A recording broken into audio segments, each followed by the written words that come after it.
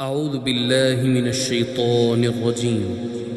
بسم الله الرحمن الرحيم. يا أيها المزمل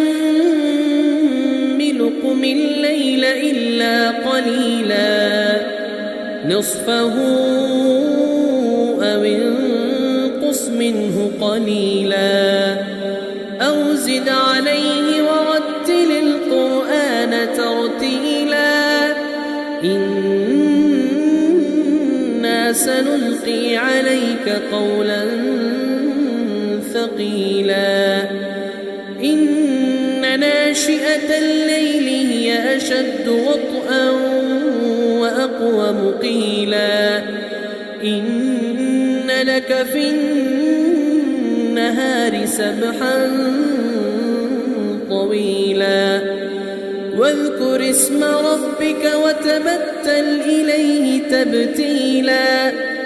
رب المشرق والمغرب لا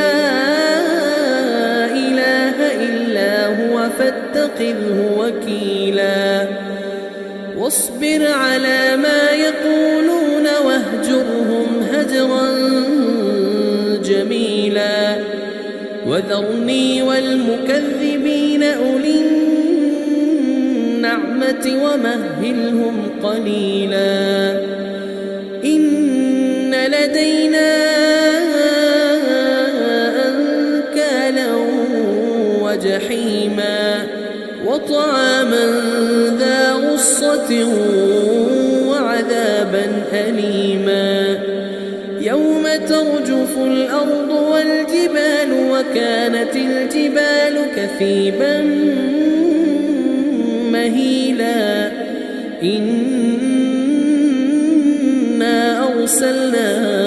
إليكم رسولا شاهدا عليكم كما أرسلنا إلى فرعون رسولا فعصى فرعون الرسول فأخذناه أخذا وبيلا فكيف تتقون إن كفرتم يوما يجعل الولدان شيبا السماء منفطر به كان وعده مفعولا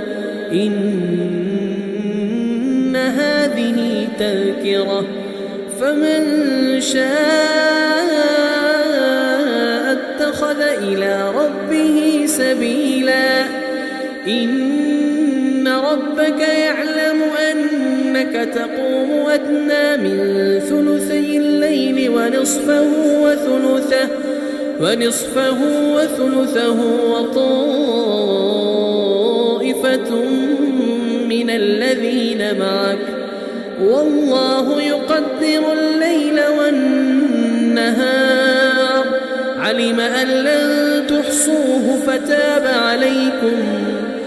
علم أن لن تحصوه فتاب عليكم فاقرؤوا ما تيسر من القرآن علم أن سيكون منكم مرضى وآخرون يضربون في الأرض يبتغون من فضل الله وآخرون يقاتلون في سبيل الله فاقرؤوا ما تيسر منه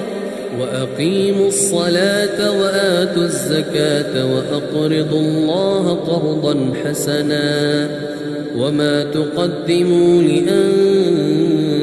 لأنفسكم من خير تجدوه عند الله هو خيرا وأعظم أجرا واستغفروا الله